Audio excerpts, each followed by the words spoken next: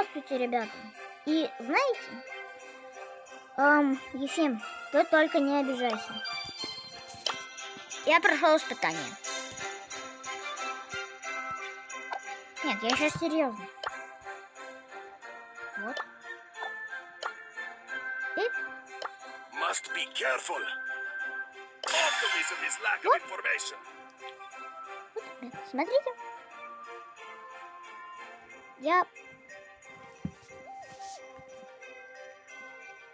Я тут, знаете, давайте я вам расскажу Питер. Во-первых,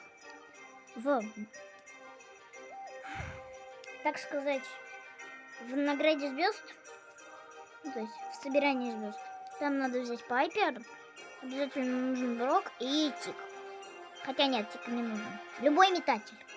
Либо Барли, либо Спраут, либо Динамайт. Короче, на испытание ограбления я его прошел вообще без ошибок. Прям реально. Хотя нет, одна ошибка была. Один раз мы слились. Просто один раз. Случайно. Но, короче, я вам рассказываю, вы запоминаете. Собирание звезд. Любой метатель. Пайпер и Брок.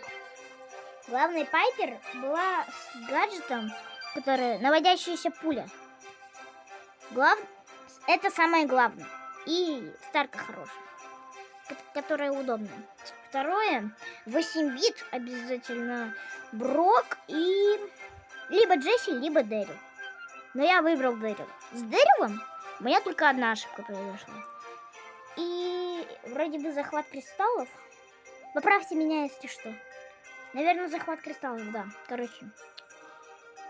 Захвате кристаллов Тара, какие там, Роза и Динамайк. Это самое главное. Ну что ж, вы удивлены, что я вообще получил Грома? Чтобы вообще ничего не поняли.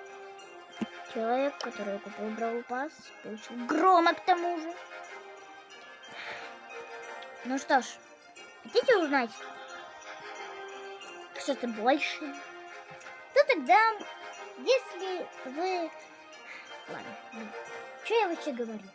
Короче, всем до свидания, всем пока, удачи.